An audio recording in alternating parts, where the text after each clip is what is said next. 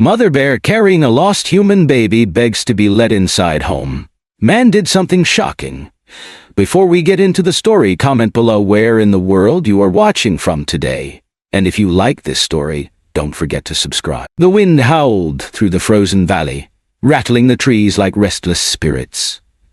Nathaniel Carter, a retired park ranger in his early 60s, pulled his coat tighter around his frame as he sat by the window of his isolated cabin. Outpost Ridge, as the locals called it, had always been unforgiving in winter. But this was the coldest one in years. The temperature had plummeted well below freezing, and the snow outside lay thick, undisturbed, except for the occasional tracks of a lone fox or an owl's shadow sweeping across the drifts. He should have been asleep. He'd been up since dawn chopping firewood and checking his generator, but something kept him awake tonight. A strange restlessness. Maybe it was the wind. Maybe it was the storm building in the sky. Or maybe it was something else. Then, a sound. Nathaniel stiffened, his fingers tightening around the mug of coffee he hadn't touched in an hour. It wasn't the wind. It wasn't the creak of the trees. It was a knock. Not a loud human knock. Not the hard rap of knuckles on wood, but a thud, heavy, deliberate, against his front door. His heart pounded in his chest.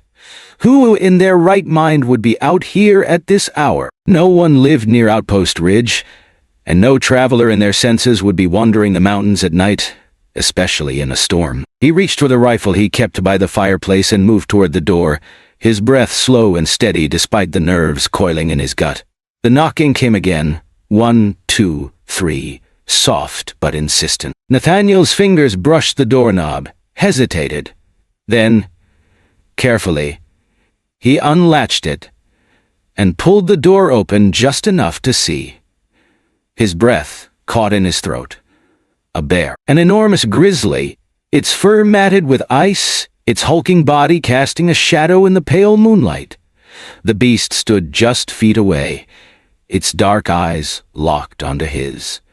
Nathaniel's instinct screamed at him to slam the door, but something stopped him, because the bear wasn't alone. It was carrying something. There, clutched in its powerful jaws, was a bundle of fabric, torn, frayed, but unmistakably human. And then, a sound that shattered Nathaniel's frozen disbelief. A cry, faint, weak, but unmistakably that of a baby. Nathaniel's pulse roared in his ears. This isn't happening. It had to be a trick of the light, a hallucination born of exhaustion. But then the bear did something even more impossible. It stepped forward and gently placed the bundle on the porch. Nathaniel stood rooted to the spot as the bear took 3 slow steps back and sat, waiting, watching. The baby whimpered again, forgetting the rifle, forgetting everything except the desperate plea written in the bear's dark eyes. Nathaniel dropped to his knees. His hands shook as he reached for the bundle, carefully peeling back the frozen fabric. A child. A girl, no more than 6 months old, her skin pale, her lips tinged blue with cold. "Oh, God," he whispered. She was barely breathing. Nathaniel moved on instinct. He scooped her up and pressed her against his chest, trying to warm her as his training kicked in. Severe hypothermia. Her body was too cold, too still, but she was alive. The bear exhaled, a deep, rumbling sound that was neither growl nor threat. It was relief. Nathaniel's mind spun with questions. Where had she come from? Who had left her out here to die? And why in God's name, had a bear saved her? Behind him, the wind howled, snow swirling against the trees. He needed to act fast. The child needed warmth, needed care, or she wouldn't make it. But as he turned to carry the baby inside, the bear made another sound. A low, mournful whine. Nathaniel turned back, and what he saw sent a chill down his spine that had nothing to do with the cold. The bear's fur was streaked with blood. Not its own, he realized. The bear wasn't wounded. The blood belonged to someone else. Someone this bear had encountered before finding the baby. Nathaniel swallowed hard. He had no idea what had happened out there in the woods, but something was very, very wrong. Still, he couldn't stand out here forever. He took another step toward the door, glancing back at the bear. "You saved her, didn't you?" he murmured. "You brought her here." The bear held his gaze for a long moment. Then, with a final soft huff, it turned and vanished into the snow. Nathaniel stood frozen, the weight of the baby heavy in his arms. Whatever had happened that night, he would find out. But first, he had to keep her alive. The mystery deepens inside. Nathaniel moved fast. He started the fireplace, wrapped the baby in dry blankets, and carefully fed her small drops of warm milk. The minutes crawled by. At first, she barely responded. But then, just when he feared it was too late, her tiny fingers twitched. Then, a cry. Soft, weak, but getting stronger. Nathaniel exhaled a breath he hadn't realized he was holding. She was going to make it.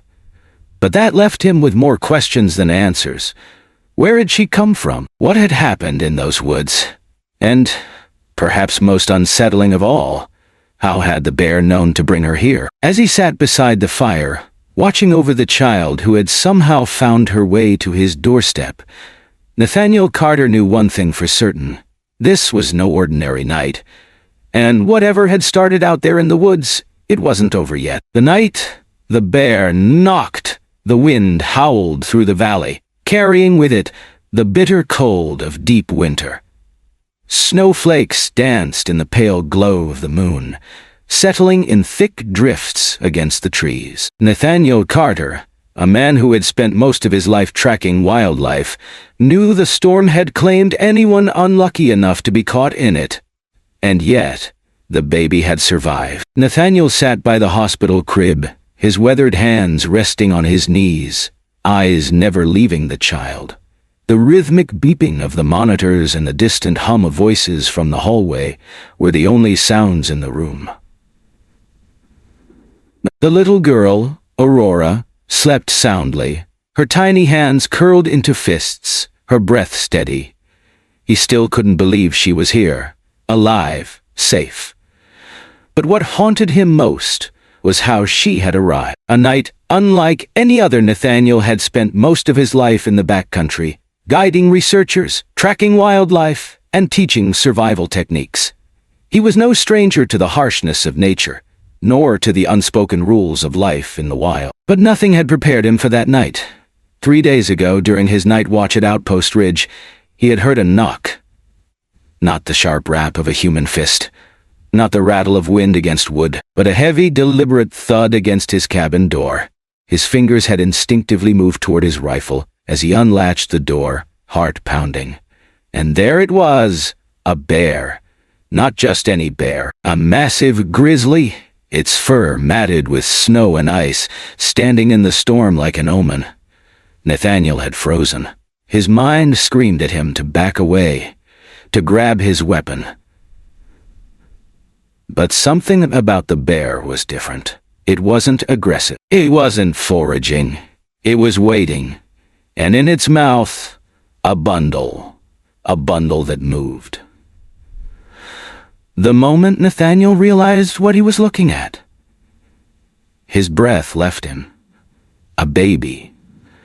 The grizzly bent down, ever so gently, and placed the child on his doorstep. Then it sat back, watching.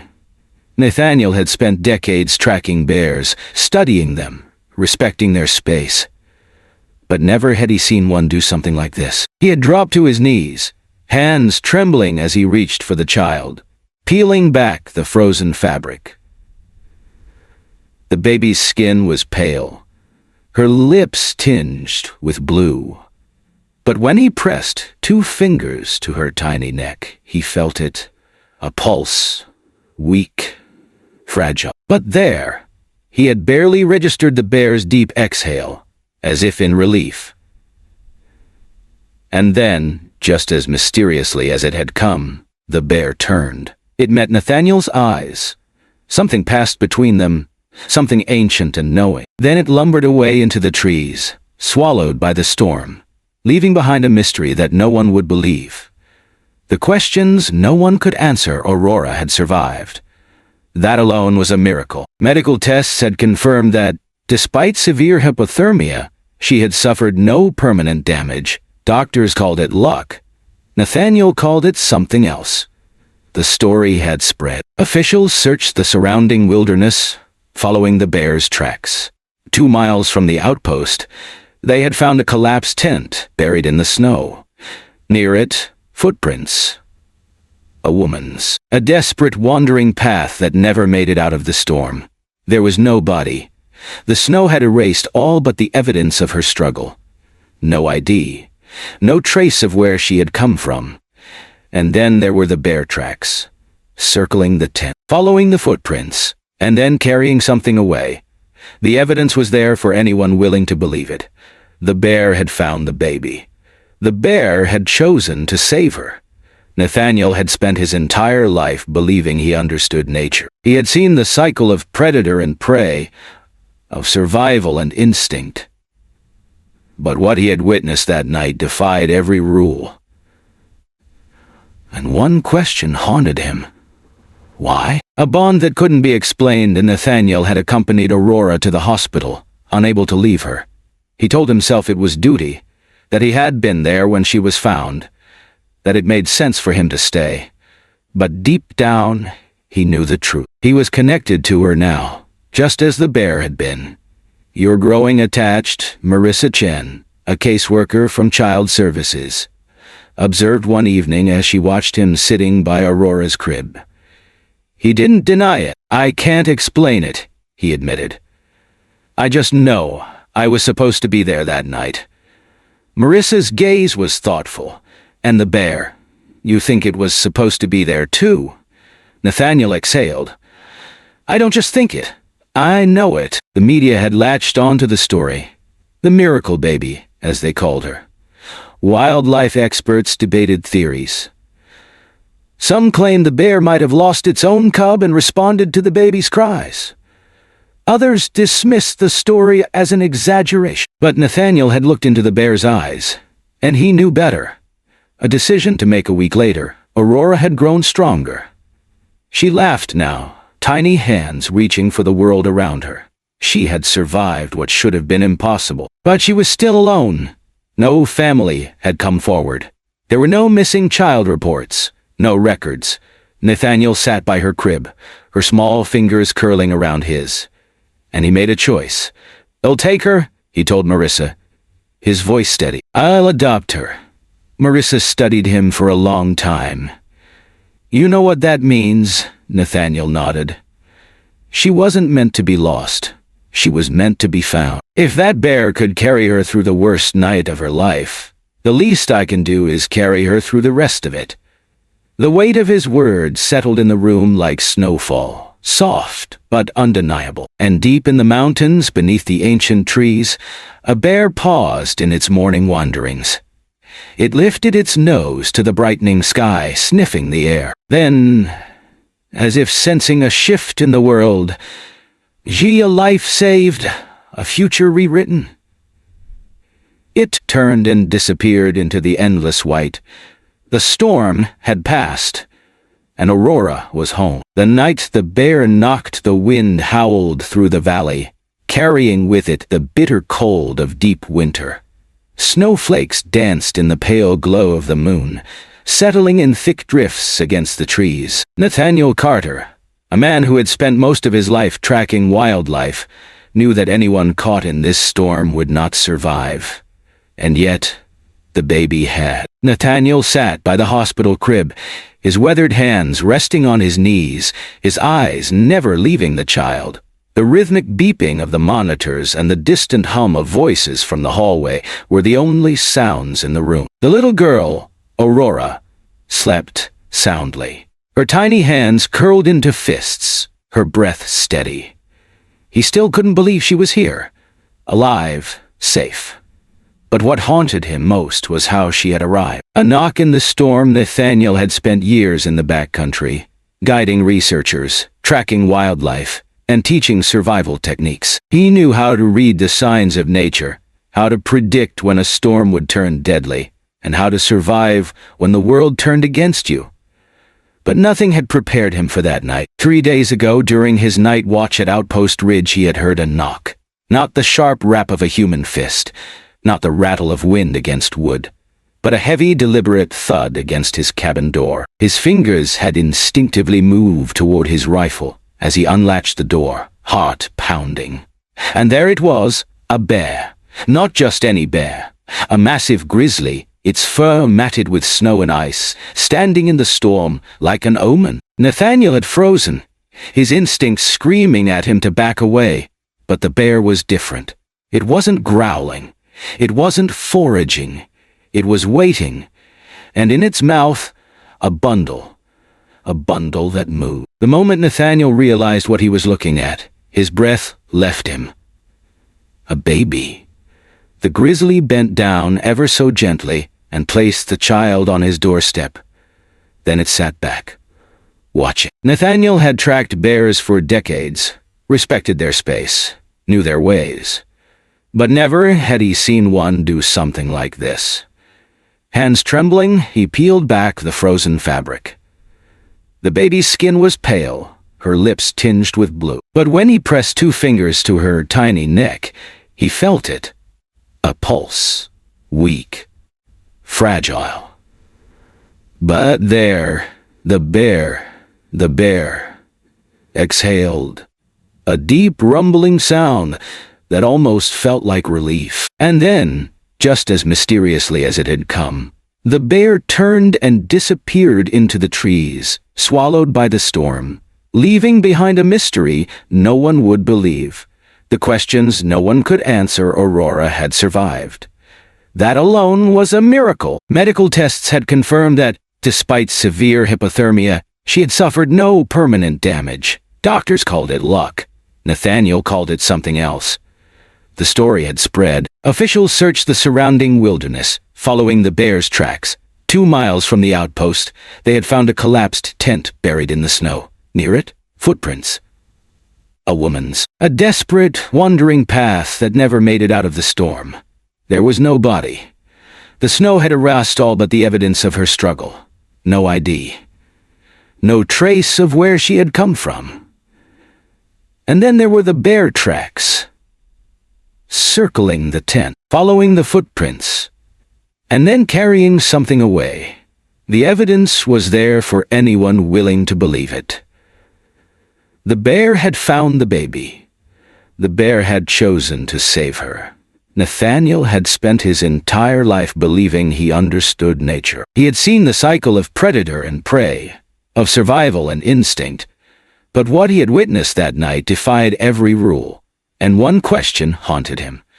Why? A bond that couldn't be explained. Nathaniel had accompanied Aurora to the hospital, unable to leave her. He told himself it was duty, that he had been there when she was found, that it made sense for him to stay. But deep down, he knew the truth. He was connected to her now, just as the bear had been. "You're growing attached," Marissa Chen, a caseworker from Child Services, observed one evening as she watched him sitting by Aurora's crib. He didn't deny it. "I can't explain it," he admitted. "I just know I was supposed to be there that night." Marissa's gaze was thoughtful. "And the bear?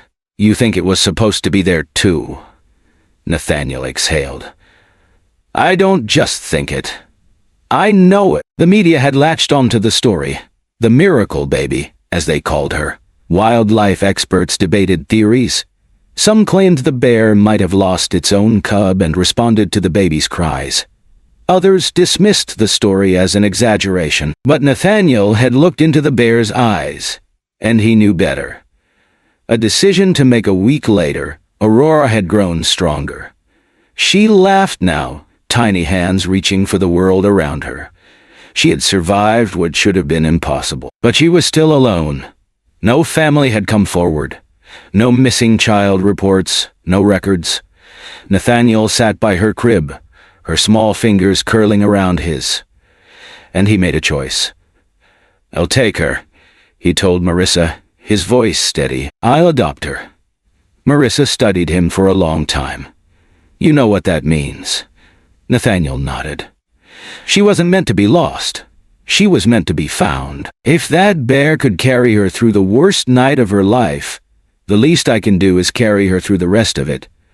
The weight of his words settled in the room like snowfall. Soft, but undeniable. And deep in the mountains beneath the ancient trees, a bear paused in its morning wanderings.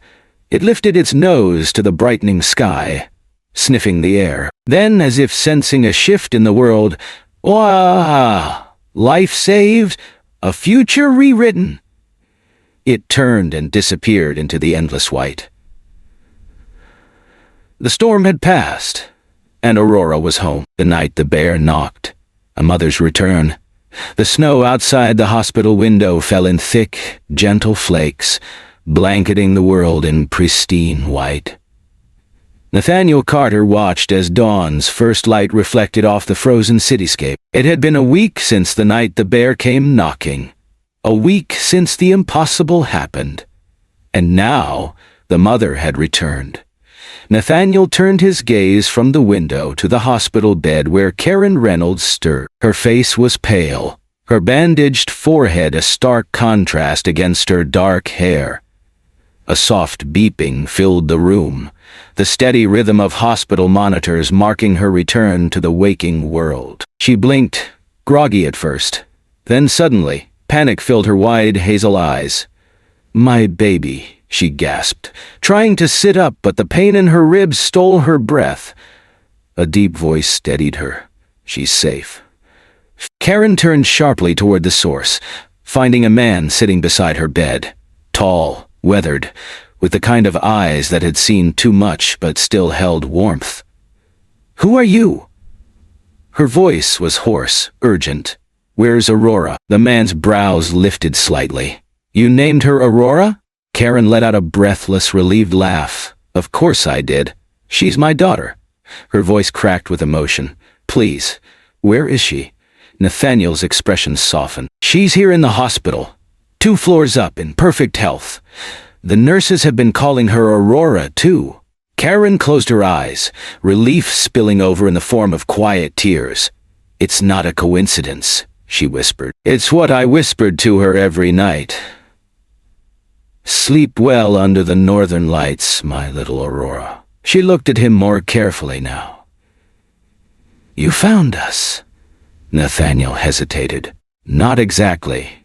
He took a deep breath. "My name is Nathaniel Carter. I was on watch at Outpost Ridge 6 nights ago when your daughter was brought to us."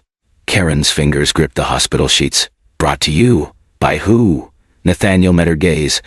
"This is going to sound impossible." Karen let out a small, startled laugh that turned into a choked sob. "Try me."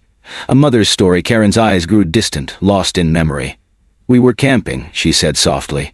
"Just a short overnight trip. My husband, Thomas, is stationed overseas, and I wanted to take pictures of Aurora under the northern lights to send to him. But then the storm came. Fast. Out of nowhere." She swallowed, her voice trembling. The tent collapsed. "I tried to hike out with Aurora, but I slipped on the ice, hit my head. Everything went dark." She touched the bandage on her forehead, her fingers shaking. "I thought we were going to die there." Nathaniel sat quietly, listening. Karen's breath hitched. "Then I saw it." "Saw what?" Her voice dropped to a whisper. "A bear. The biggest grizzly I've ever seen. Standing over us." Nathaniel remained still. "And what did it do?" Karen exhaled shakily. "Nothing." Nathaniel's brow furrowed. "It didn't attack. It didn't run. It just watched. I was so cold. I couldn't even hold Aurora properly anymore.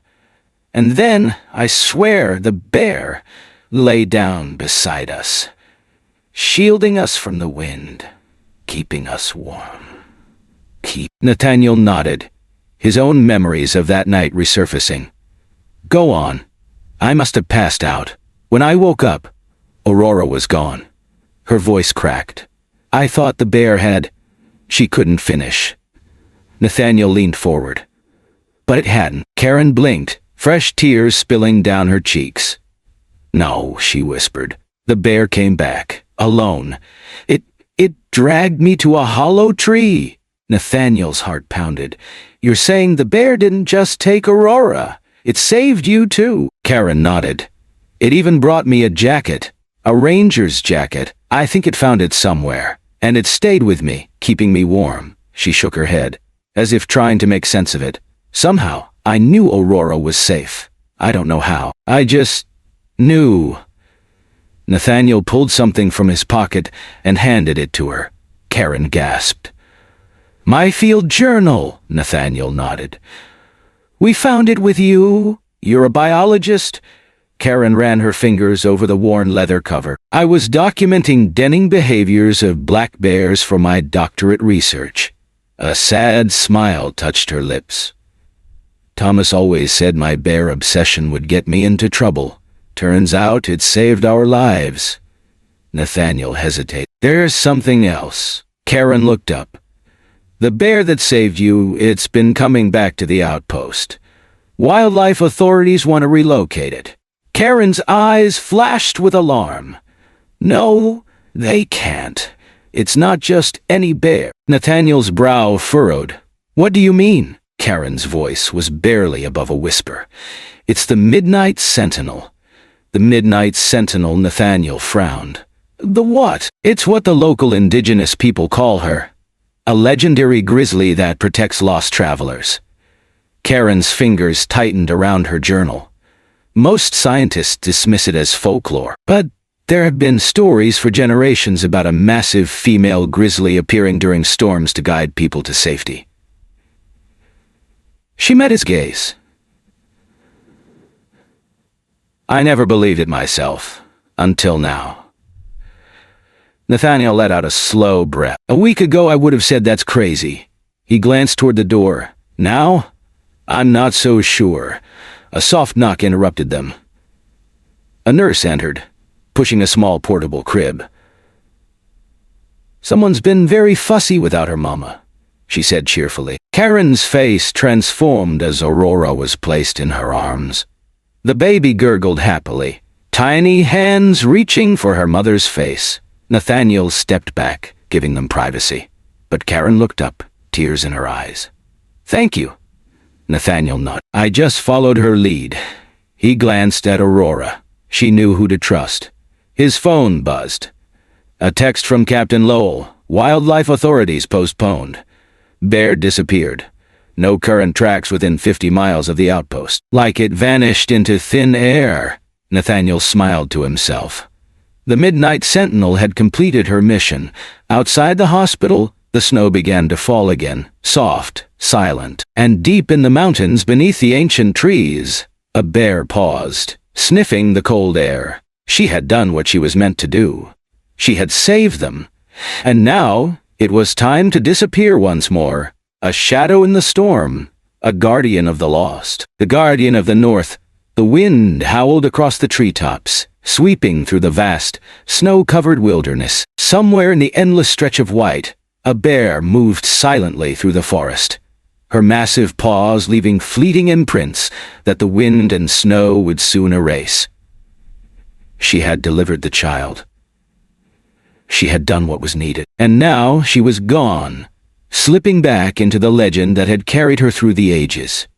Returning to the outpost, 2 weeks had passed since the night the Midnight Sentinel had appeared at Outpost Ridge. The world had changed for those who had witnessed it.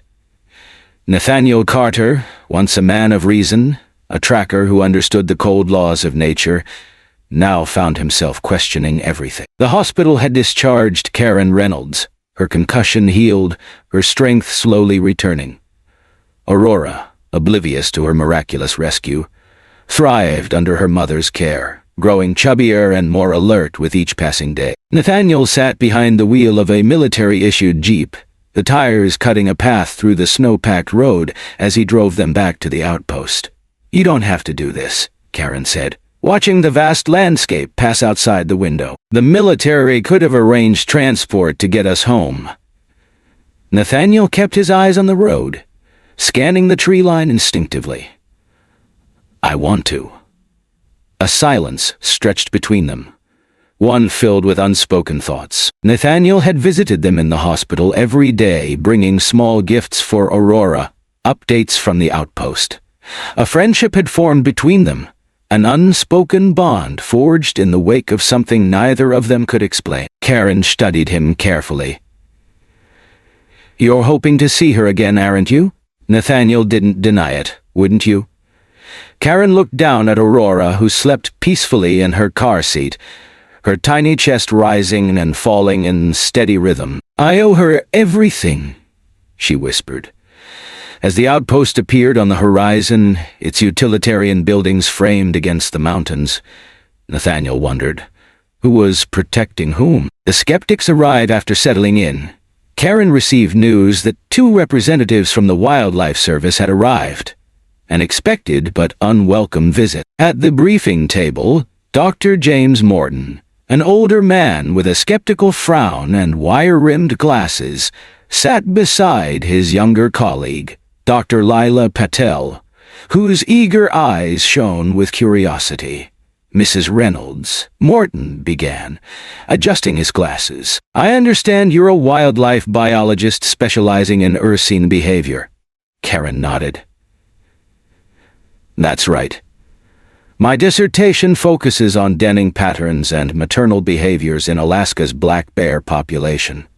Morton's lips pressed into a thin line. "Then perhaps you can explain how a grizzly, a species known for its aggression toward humans, rescued both you and your infant during a blizzard." Karen held his gaze.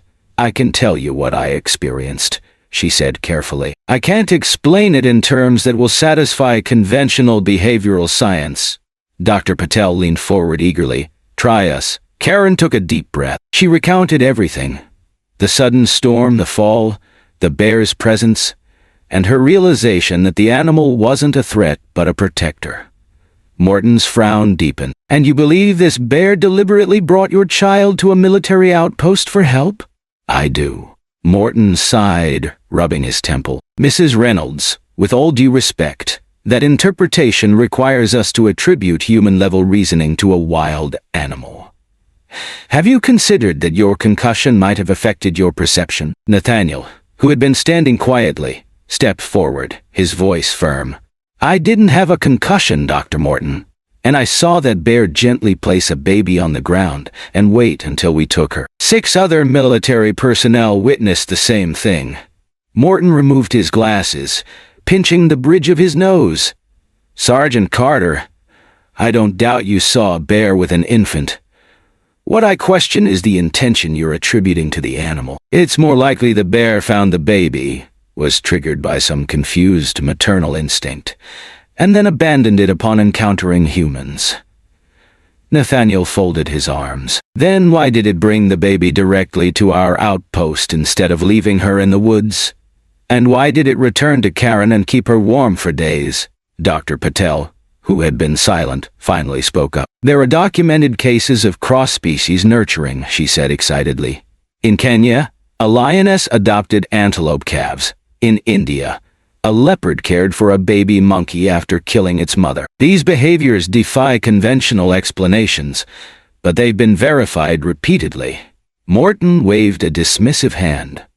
"Anomalies, hormonal imbalances, confusions of instincts."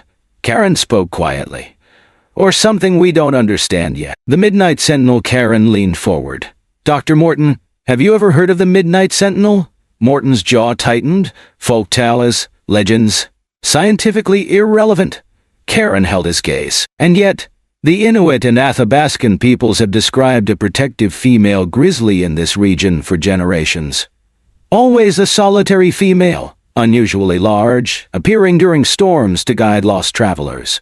The stories go back hundreds of years." Nathaniel watched as Morton's expression wavered ever so slightly.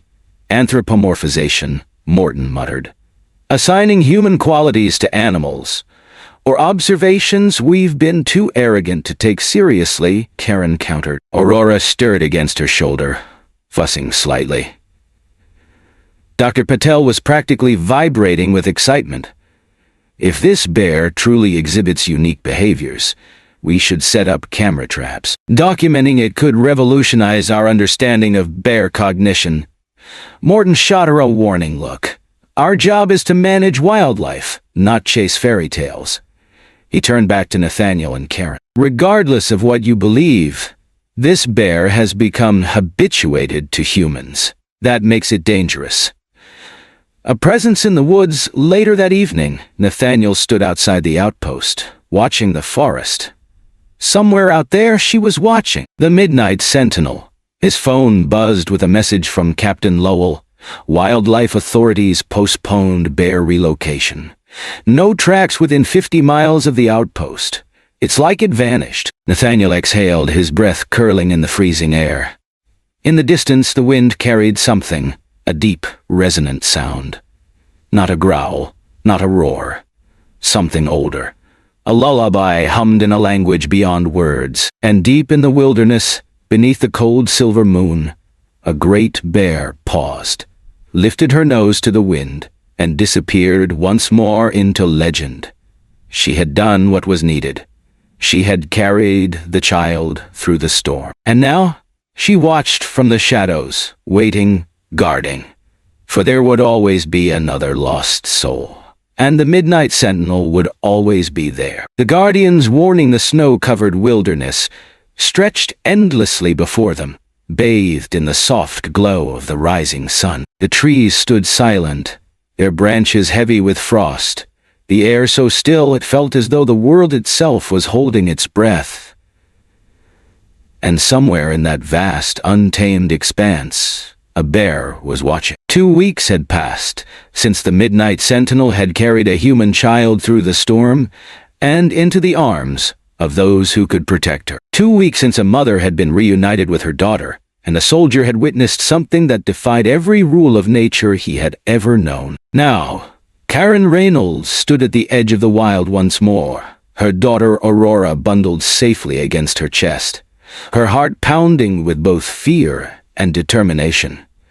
They had to find the bear. They had to warn her before it was too late. A desperate plan. Karen hadn't slept since the meeting with the wildlife officials. "She saved my child," she had told them, her voice fierce with conviction. "She saved me. She's not a threat." Dr. James Morton, the lead biologist, had barely concealed his skepticism. "You can't know that." Karen's fists had clenched at her sides. "She carried my baby through a blizzard to a human outpost. She stayed beside me for days, keeping me warm. If she wanted to harm us, she would have. And next time," Morton had countered, "next time her behavior could be different. It could be dangerous." The meeting had ended at an impasse. The Wildlife Service had authorized a tracking team. If they found the bear, they would relocate her at best, kill her at worst. That night, unable to sleep, Karen had paced the small military quarters, Aurora restless in her arms. A soft knock at the door startled her. Nathaniel Carter stood outside, looking as sleepless as she felt. "You heard?" he asked quietly. Karen nodded. "They're sending a team to find her." Nathaniel's jaw tightened. "They'll tranquilize her if they can. Shoot her if they think she's a threat." Karen swallowed hard, pressing a protective hand to Aurora's back. "She won't understand what's happening. She'll think they're threatening her. Or me." Nathaniel hesitated, then spoke the words that had been burning in both their minds. "We could try to find her first." Karen's breath caught. "Warn her away." Nathaniel nodded. "Give her a chance to disappear before they do." Karen met his gaze, searching for hesitation, for doubt. There was none. "You'd risk your career for her?" Nathaniel didn't even blink. Karen looked down at Aurora, sleeping peacefully now, unaware of the forces moving to erase the very being that had saved her. "I'm in." The search begins before dawn. They slipped away from the outpost. Karen had mapped the most likely locations for the bear based on what she knew of Grizzly behavior. Aurora, bundled against the cold, slept in a carrier strapped to Nathaniel's chest, leaving Karen free to navigate through the rugged terrain. Morton's team will follow the main game trails. Karen murmured as they cut through deep snow, taking a steeper, more secluded path. Bears are smarter. They make their own paths. Ones humans rarely notice. The rising sun painted the snow in soft gold and pink, their breath fogging in the frigid air. Nathaniel suddenly stopped, his muscles tensing. "We're being watched." Karen followed his gaze to the ridge above them. At first, she saw nothing. Then, a shadow moved. Her breath caught. There she was, a massive silhouette against the pale sky, still and watchful. The Midnight Sentinel. Nathaniel exhaled, awestruck. "She recognizes us." Slowly, deliberately, the bear turned and moved along the ridge. Then she stopped, looked back. "She wants us to follow," Karen whispered. The hidden valley they struggled up the incline, following the bear's silent invitation. The terrain grew steeper, the wind colder, but they pressed on. Then they crested the ridge and saw it. A valley, untouched by human presence, a sanctuary. A frozen stream wound through ancient pines, their trunks thick and gnarled with age. And nestled against the southern slope, protected from the worst of the storms, a cave. The bear stood at its entrance, watching them. Karen's breath trembled. "She's denning here." Nathaniel felt no fear, only a profound sense of connection. The bear huffed softly, then retreated into the cave's shadows. "What now?" Nathaniel asked. Karen reached into her pack and pulled out a small bundle of dried herbs. "We warn her." Protecting the sentinel, Karen scattered the herbs strategically around the valley. A mixture of scents that bears instinctively avoided. "It won't hurt her," she explained. "But it will tell her this place is no longer safe. It will keep her away when Morton's team arrives." Nathaniel nodded. "And if it doesn't work?" Karen's jaw tightened. "It has to." As they completed their work, Nathaniel noticed something alarming: fresh human tracks in the snow. They weren't alone anymore. "They're already looking for her," he said grimly. Karen's grip on Aurora tightened. "Then we need to lead them away." They worked quickly, creating false bear tracks leading into the mountains, rugged terrain that would take days to search. As they worked, Aurora stirred in her carrier, making a soft, contented sound. In the distance, an answering sound. A low, rumbling call. Karen closed her eyes, her heart aching. "She's saying goodbye." A roar in the wind. By mid-afternoon, the distant hum of snowmobiles and voices signaled the tracking team's approach. Karen and Nathaniel took one last look at the valley. "Will we ever see her again?" Nathaniel asked. Karen didn't answer immediately. She looked at Aurora, then at the cave entrance, where the shadows swallowed the last glimpse of the Midnight Sentinel. "I don't know," she whispered.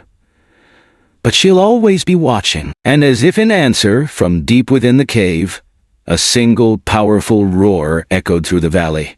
Not a threat, not a warning, a promise. And somewhere in the wilderness, miles away, the Midnight Sentinel moved through the forest, her massive form disappearing into the gathering dusk. She had done what was needed. She had saved the child. And now she would wait. For the next storm, for the next lost soul, for the next moment when the world would once again remember the silent, watching guardian of the North. The Midnight Sentinel's legacy. The northern wilderness had begun to thaw, its icy grip loosening as spring stretched across the land. The rivers ran stronger, the trees shook free from their winter slumber, and deep in the heart of the forest, a mother bear led her cubs through a world slowly coming back to life. Nathaniel Carter sat in his truck, watching the snow-capped peaks in the distance as he neared his destination. The winding road leading into Anchorage felt strangely familiar now, though it had only been a few months since his last visit. So much had changed. So much had begun. He wasn't returning to say goodbye. He was coming home. New beginnings. Karen Reynolds stood outside her modest house, Aurora toddling beside her, bundled against the crisp morning air. At just over a year old, she was stronger now, her once fragile body full of boundless energy. "Look who's walking already," Nathaniel said with a grin as he stepped out of the truck, kneeling to her level. Aurora stopped, studied him solemnly, and then broke into a delighted giggle, her arms reaching for him. Something in Nathaniel's chest tightened as he scooped her up, feeling the warmth of her tiny hands gripping his coat. "She remembers me." Karen met his gaze. "She never forgot you." A call from the wild later that evening. After Aurora had fallen asleep, Karen and Nathaniel sat on the porch, watching the stars emerge above the mountains. "I got a call from Dr. Patel today." Karen broke the comfortable silence. "There have been sightings." Nathaniel turned his head slightly. "Of her?" Karen nodded, her voice thick with emotion. "Near the old Denning site, hunters reported seeing an unusually large female grizzly." She hesitated. "With 2 cubs," Nathaniel exhaled, feeling something close to relief. She had survived. She had done more than survive. She had moved forward, just like we have. The realization hung between them, unspoken but understood. Nathaniel reached for Karen's hand, and for the first time she didn't pull away. 1 year later, a small gathering had formed at Karen's lakeside cabin, the afternoon sun glinting off the still waters. Aurora, now a sturdy toddler, weaved through the guests, her tiny hands reaching out to each of them, offering bright-eyed stares before dissolving into giggles. Nathaniel stood nearby, watching her with quiet adoration. "She has your eyes," Dr. Lila Patel remarked, nudging him. Nathaniel laughed softly. "That's what everyone says." They both knew there was no biological connection between them, but the bond, the unbreakable, undeniable bond, had been forged in something far deeper. A story that wouldn't be forgotten. Karen's book, The Wisdom of Bears, had just been released, blending scientific research with indigenous knowledge. Some traditionalists dismissed it. Others praised her willingness to challenge the limits of understanding. Among the guests were several local Athabascan elders, including Elder Sarah Bay, whose wise eyes watched Aurora with keen interest. "That child carries a powerful spirit," Sarah murmured. Karen hesitated, then said, "She dreams about bears." Sarah nodded. "Those saved by the Midnight Sentinel carry her protection forever." Nathaniel glanced at Aurora, who had nestled into his arms, her tiny fingers playing with the fabric of his jacket, bridges between worlds. "The sightings continue, Major Lel." Formerly Captain Lel had come too, despite his early skepticism. Time had softened him, and now he spoke in hushed tones to Nathaniel. "3 more cases," he said, shaking his head. "Hikers caught in a blizzard said they were guided by a large shadow. A photographer stranded when his car broke down survived the night because something massive lay beside him, keeping him warm." Nathaniel felt the familiar chill of knowing she was still out there, still watching, still protecting. A future built on trust. As the gathering wound down, Nathaniel stood at the edge of the water, watching the reflection of the northern lights dance across the lake. Karen joined him, Aurora resting against her shoulder. "What happens next?" she asked softly. Nathaniel turned to her, feeling the weight of possibility in her words. Then he looked down at Aurora, the little girl who had changed everything.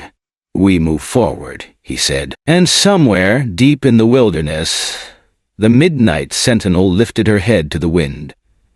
She had done her part. Her legacy would live on. And for now, she could rest. The Sentinel returns. The sun hung low in the Alaskan sky, casting golden light over the rippling surface of the river. The air smelled of pine and damp earth, the crisp scent of late summer mingling with the distant tang of fish carried upstream by the returning salmon. Nathaniel Carter stood on the observation platform, his arms resting against the wooden railing, eyes fixed on the falls below. Beside him, Karen adjusted the straps of Aurora's carrier. Their daughter, not yet 2 but wise beyond her years, sat, nestled against her father's back, her small hands gripping the fabric as she peered curiously at the rushing water. Wildlife researchers, tourists, and photographers crowded the area, whispering in hushed tones. Everyone was waiting for her, and then a low, rumbling huff echoed across the river. Heads turned, conversations ceased. The very air seemed to still. She was here. The Midnight Sentinel.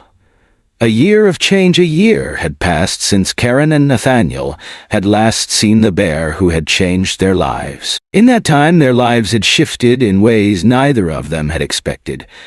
Karen's research had gained both support and scrutiny, her theories challenging long-held beliefs about animal cognition. She had written papers, given lectures, and engaged in debates, all while balancing life as a mother. Nathaniel had left the military, choosing instead to work with the Environmental Research Division, allowing him to stay close to Karen and Aurora while dedicating himself to protecting the wilderness he had once patrolled. Most importantly, they had built a life together, one bound not only by the extraordinary events that had brought them together, but by something deeper. A quiet, steadfast love. And now, as summer stretched toward autumn, they had returned to this place, drawn by something more than curiosity. Perhaps fate. A mother reunited. She was even larger than Nathaniel remembered. Her thick fur bore streaks of silver now, evidence of another harsh winter survived. Her powerful frame was unmistakable, her every movement deliberate and commanding. And just behind her, two young cubs. They scrambled across the rocks, their paws slipping in the mist, their coats bearing the same distinctive white patches on their chests as their mother. Nathaniel heard Karen inhale sharply, the same thought crossing both their minds. She had a family now. The sentinel paused at the edge of the water, her golden eyes scanning the platform. She knows we're here. Aurora let out a small, breathless bear. Karen's hand tightened on Nathaniel's arm. It was more than just recognition. It was remembrance.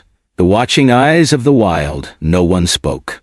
The sentinel stood motionless, her massive head tilting slightly, as if listening to something beyond human hearing. Then, slowly, deliberately, she stepped forward into the river, the cubs bounding after her, splashing in the shallows with awkward enthusiasm. Dr. Patel, who had been standing nearby, gripped her camera with trembling hands. "This is incredible." Karen swallowed hard. She isn't afraid. Nathaniel felt Aurora shift against his back. The child was leaning forward, reaching out as if drawn by an invisible thread. The sentinel's gaze locked onto Aurora, and something passed between them. Something unseen yet undeniable. Nathaniel felt his breath hitch. Was it possible for a bear to recognize a child after all this time? And yet, here she was, looking directly at the girl she had once carried through the snow. The story that never ended. Karen had spent the last year wrestling with the questions that science couldn't answer. Why had the bear saved them? What had driven a wild predator to defy its instincts and care for a human child? The stories from the elders had spoken of the Midnight Sentinel's lineage, a bear that guided lost travelers, that recognized the vulnerable and led them home. Was it only legend? Or had they, all of them, become a part of something far older than any of them understood? Karen didn't know, but as she watched Aurora reach for the bear, watched the sentinel's eyes soften in a way that defied explanation, she realized something. It didn't matter. An unspoken goodbye. The sentinel stayed in the river for a long time, her cubs playing in the water, unaware of the weight of the moment unfolding around them. And then, at last, she turned. With one final glance at the platform, at Aurora, she stepped onto the riverbank, shook the water from her coat, and disappeared into the trees. The cubs followed, their small bodies quick and sure-footed, their bright white markings vanishing into the green of the forest. She didn't look back. Because she didn't need to. The bridge between two worlds. As the sun set that evening, Nathaniel and Karen sat on the porch of their cabin, watching Aurora chase fireflies in the grass. She'll always be watching over us, won't she? Karen murmured. Nathaniel nodded. She already has been. A year ago, he wouldn't have believed such a thing. But now, after everything, after a lost child had been carried to safety, after a bear had defied all understanding, after Aurora had looked into the eyes of the sentinel and remembered what no one could explain, he believed. Aurora laughed, twirling in the fading light, her tiny hands reaching for something unseen. And somewhere in the forest, under the rising moon, a bear paused in the shadows, her golden eyes glowing in the dark. She had done her part. She had led them home, and now her cubs would carry on the legacy, a legacy forged in snow, a legacy written in stars, a legacy that would never be forgotten. The end of one story, the beginning of another. As Nathaniel watched his daughter dance in the twilight, he realized something. This wasn't just a story about survival. It was a story about connection, between a mother and a child, between the wild and the human world, between the past and the future. And it was far from over. Because some stories never truly end. They are simply passed down, from one generation to the next, like a whispered promise on the wind, like the memory of a bear's warm breath on a frozen night, like a guiding light in the darkness, like the midnight sentinel herself, always watching, always protecting, always there. The path of the sentinel, the Alaskan wilderness stretched before them, vast and untamed, painted in hues of green and gold beneath the late summer sun. Nathaniel Carter walked slightly ahead, his sharp eyes scanning the landscape with practiced ease. Karen followed closely, her heart heavy with both anticipation and unease. At 16, Aurora moved with quiet confidence, her gaze fixed on the path ahead. They had all felt it. The pull of this place. The valley where the midnight sentinel had once denned, where the bear had carried Aurora through the snow, where Nathaniel and Karen had risked everything to keep her safe. Now, years later, they had returned. Would she still be here? A trail marked by time. The journey was both familiar and strange. The trails they had once traveled in secrecy had become more defined, worn by time, and the quiet reverence of those who had followed in their footsteps. Wildlife cameras had captured fleeting glimpses of the sentinel's offspring, her legacy living on in the form of cubs, now grown into majestic, formidable grizzlies. Some rangers swore they had seen one of them standing at the edge of a storm, watching. Others whispered that the midnight sentinel herself had vanished into the deepest part of the mountains, never to return. Karen had spent years studying these bears, but in her heart, she knew the truth. The sentinel had always been different. And Aurora was different too. A silent calling, they moved deeper into the valley, following a stream that wound between towering pines. Karen watched Aurora carefully, noting the way she touched the trees, how she paused to listen to something only she could hear.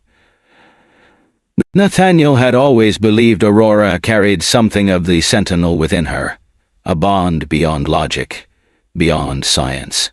And as the wind stirred through the trees, carrying the faint scent of damp earth and pine, Karen found herself believing it too. "Here!" Aurora's voice broke the silence. She had stopped at the base of an old fallen tree. Karen's breath caught in her throat. It was the same place where the sentinel had once dragged her to safety, shielding her from the brutal storm. Nathaniel crouched beside Aurora, brushing away moss and damp leaves. Beneath them, deep claw marks were etched into the wood, old but unmistakable. The sentinel had been here. Karen felt a lump rise in her throat. She reached out, pressing her fingers to the ancient scars. "I don't think she ever really left," Nathaniel murmured. Aurora exhaled, tilting her face toward the sky. "She's watching. The return of the guardian, a sudden shift in the air." Nathaniel stiffened. Karen's breath hitched. Aurora smiled. Then, from the ridge above them, A shadow moved. Karen's fingers dug into Nathaniel's arm. It couldn't be. Yet there she was. The Midnight Sentinel stood on the ridge, silhouetted against the sky, her massive frame still strong despite the streaks of silver in her fur. She was older now, her body marked by the passage of time, but there was no mistaking her presence. Nathaniel felt his pulse in his throat. The bear gazed down at them, watching, assessing. Not a threat, not a predator. A guardian. Karen felt Aurora step forward, hands trembling at her sides, eyes locked onto the bear's. A slow rumbling huff carried through the valley. A greeting, a recognition, she remembers. Aurora lifted her hand, palm open, fingers relaxed. The sentinel's golden eyes softened. For a moment, time stretched, silent and sacred. Then, as if satisfied, the bear let out a low exhale, turned, and disappeared into the trees. No rush, no fear, just acceptance. Karen let out a shaky breath, gripping Nathaniel's hand. She wanted us to see her, she whispered. Aurora's voice was steady. She was saying goodbye, a legacy passed down. They lingered in the valley until the sun began to dip behind the mountains. The air grew cooler, shadows stretching long across the forest floor. As they made their way back, Karen found herself looking over her shoulder, expecting to see the sentinel again. But she was gone. Not vanished, not lost, just moving forward, as she always had. By the time they reached the trailhead, Aurora was quiet, deep in thought. Nathaniel touched her shoulder gently. "Are you okay?" Aurora nodded, though something unspoken lingered in her eyes. "She doesn't need to protect me anymore," she said softly.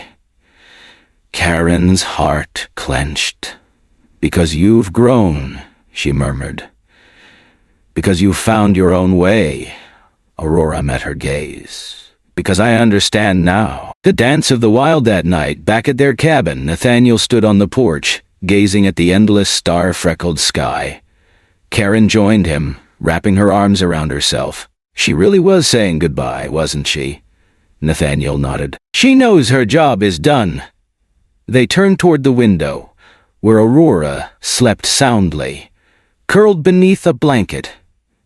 "She's different," Karen whispered. Nathaniel exhaled. "She always has been." Karen reached for his hand. "What do we do now?" Nathaniel's lips quirked into a small smile. "We watch. We protect. We teach her what she needs to know." They stood there in silence, the cool night air wrapping around them. Somewhere in the wilderness, the Midnight Sentinel moved unseen through the trees, leaving behind a world that would always remember her. A world that Aurora would one day inherit, not as a lost child, not as someone who needed saving, but as a guardian of her own. And as the wind whispered through the trees, carrying the echo of a distant growl, not a warning, but a blessing, they knew one thing for certain. The Sentinel's story was far from over. It had simply been passed on to a girl who had once been carried through the snow and had now learned to walk on her own. The Guardian's legacy, the sky stretched endlessly above, painted in waves of green and violet as the northern lights shimmered in their eternal dance. The world below lay in hushed reverence, blanketed in untouched snow, every tree, every ridge bathed in the cold glow of winter's embrace. Aurora Carter stood alone at the edge of the clearing, her breath curling in the frigid air. The silence around her felt almost sacred, as though the wilderness itself was holding its breath. She had spent years in these forests, studying the land, tracking the descendants of the Midnight Sentinel, but tonight felt different. Tonight, she had come to say goodbye. A call that couldn't be ignored. 3 days earlier, the news had come. One of the oldest grizzlies in the region, the last known daughter of the Midnight Sentinel, had gone still. The tracking data from her collar had shown no movement for over 48 hours. When the research team had investigated, they found her resting high in the mountains, her silver-streaked fur dusted with fresh snowfall, as if the earth itself had mourned her passing. She had lived nearly 20 years, a remarkable lifespan for a wild grizzly. She had raised cubs of her own, all bearing the same protective instincts, the same uncanny awareness of the world that had made their lineage legendary. Yet the loss felt personal, as though something deep within Aurora had been severed. The sentinel was long gone, but her presence had never truly faded. Now, with her last direct descendant passing, it felt like an era had ended. Aurora had felt it in her bones.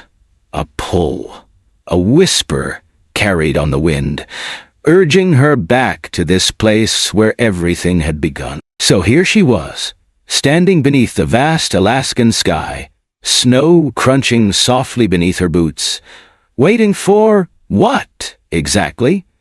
Echoes in the wind. The valley had changed over the years, shaped by both time and conservation effort. The dens were no longer empty. New generations had claimed them.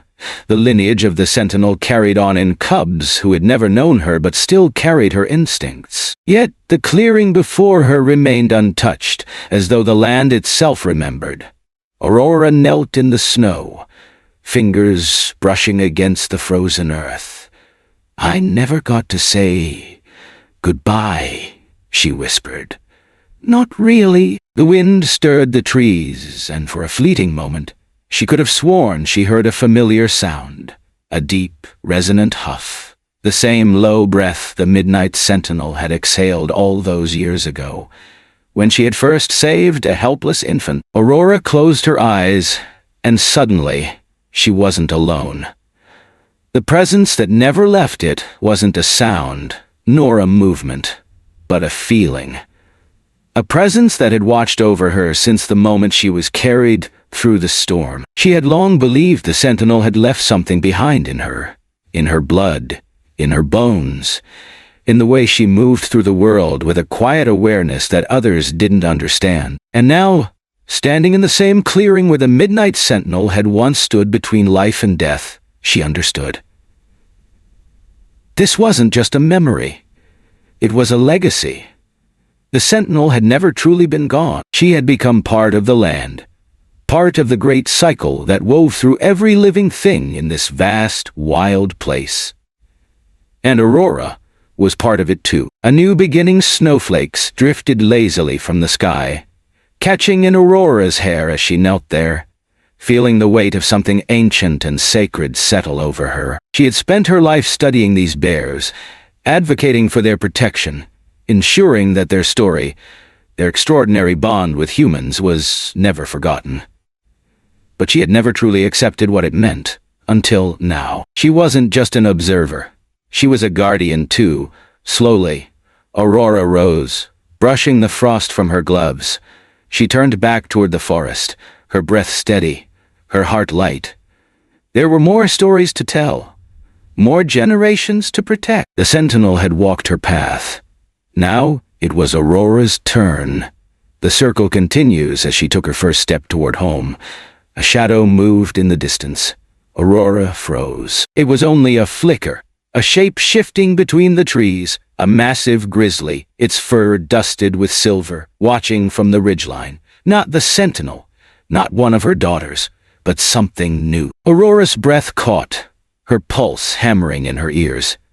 For a long moment the bear simply stood there, head lifted, scenting the air. Then, in a movement that sent shivers down Aurora's spine, it dipped its head, not in fear, not in submission, but in recognition. Aurora exhaled, her lips curving into a slow, knowing smile.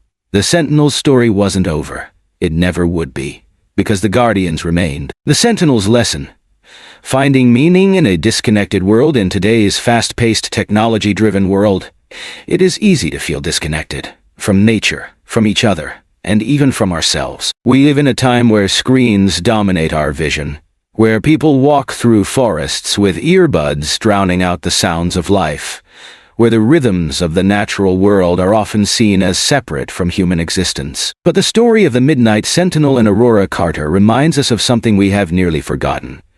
We are not alone in this world. nor were we ever meant to be. Aurora's journey from a rescued infant to a woman standing at the edge of the wilderness, witnessing the descendants of her guardian, is more than just a tale of survival. It is a story of reconnection, to the past, to the land, and to something greater than ourselves. The bears, long seen as mere animals to be studied, hunted, or feared, revealed something profound. They are not separate from us. They are a part of our shared story. This lesson extends far beyond the Alaskan wilderness. How often do we walk through life, blind to the connections around us? We rush from one obligation to the next, heads down, minds occupied with worries of the future. But what if we paused, just for a moment, to truly see, to recognize that the world is speaking to us in a language older than words, if only we choose to listen? Aurora's story teaches us that compassion is not limited to human interactions. The sentinel, a creature of instinct, a being shaped by the harshest elements, chose to save a child, not out of logic, not out of necessity, but because compassion transcends species, because kindness is not a human invention, but a universal force. This realization challenges the way we see the world. If a bear could recognize the importance of saving a fragile life, then what excuses do we have for our indifference? Every day, we see suffering, not just in the natural world, but in our communities, in the eyes of strangers, in the quiet struggles of the people around us. Too often we turn away, telling ourselves that it is not our responsibility, that it is not our burden to bear. But what if, like the sentinel, we chose different? What if we recognized that, like Aurora, we were all carried to safety at some point in our lives? By a parent, by a friend, by the kindness of a stranger? What if, instead of dismissing moments of connection as coincidences, we saw them for what they truly are? Reminders that we are all part of something greater than ourselves. The world is not as divided as we have made it. The walls between human and nature, between us and them, between what is known and what is possible, are illusions. And like the bears that gathered to honor their guardian's legacy, we must remember our responsibility to each other, to the earth, and to the unseen forces that guide us. Because miracles don't just belong to the past. They happen every single day, in acts of kindness, in moments of understanding, in the quiet, unbreakable bonds that remind us we are never truly alone. Thank you for joining us on this journey. If this story moved you, be sure to like, comment, and subscribe for more inspiring stories of resilience, hope, and the unbreakable spirit of life. See you in the next story.